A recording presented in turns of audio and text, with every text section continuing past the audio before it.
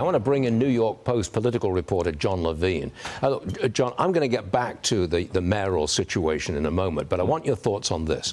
Put the video up, please. Several fights broke out in New York City after anti-Israel demonstrators clashed with pro-Israel protesters.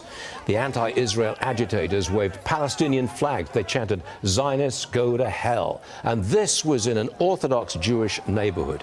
One man arrested, charged with assault. Look, it's back in New York City again, isn't it? I mean, I challenge you to find a peaceful Palestinian protest that's ever taken place. You know, what I'll say is it's been a minute since we've actually seen one of these in New York that was this violent. And I hope that, you know, we've talked about how there's been a real change in the weather at the national level. Obviously, we have a new president now. And I think that if you see more of this, you're going to see a much more robust federal response. And if local leaders here can't address this, you know, I'm hopeful that we could see federal action to maybe curb some of this What kind of federal action could you expect? I mean, what could they do? I don't know. I know that we have, you know, Trump could nationalize the state guard, for example, and he could, there's federal action that can be taken. I recall during his first term when he sent federal troops into Portland to restore order in that city. I'm not saying that's on the table, but I'm speculating there's a menu of options that the previous administration never availed themselves of that Trump could, if he wanted to. Got it. All right, Jon, let's get back to the situation with the mayor of New York City, Eric Adams.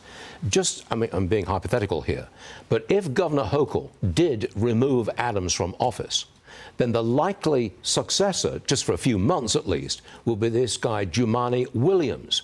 What do we know about Jumaane Williams? So Jumaane Williams is currently the public advocate of New York City, which is kind of a fake job. A lot of people don't think it should really exist, but he's technically number 2 in line, and he's a very, very far left progressive. It's sort of the full menu of crazy ideas. Defund the police, free Palestine, every pronoun and gender you can think of. It's all on the table. And if he were to become mayor, you could expect the city would lurch very, very far to the left very, very quickly in the 3 months he would be mayor before a special election. Now, if Adams were to resign after, I believe it's sometime in the end of March, Jumaane Williams would stay in office until the mayoral election in November of 25. So it'd be much, much longer.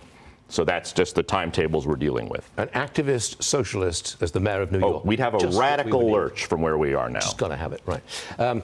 New York's top judge has ruled that the Ethics Commission can continue to investigate former Governor Cuomo and his $5 million pandemic book deal. I would suspect that kind of rules him out of the mayoral election for New York City, because that's what he wants. Doesn't rule him out of anything. No. If you end up with Mayor Jumaane Williams, and you know, Cuomo is the last man standing. It would just, if you look at that race, either in the special election or either in November, it's just this menagerie of left-wing cranks and woke nutsos and anti-Semites. Cuomo is really the only reasonable guy standing in that field. However, he obviously would bring a lot of baggage, which we all know about, with the nursing homes and with the sexual misconduct allegations that he faced. So he would have to overcome a lot of that, but from a policy perspective, he'd be the only sane guy in the race if Adams was out. Therefore, he has a shot of becoming the mayor of New York City. And universal name ID, and you know, he will take blows when people are reminded of some of his past discretions. But yeah, right now, no question, the front runner. Only in New York City. That's right. Any great living here? Thank you, Jon. You're all right. Now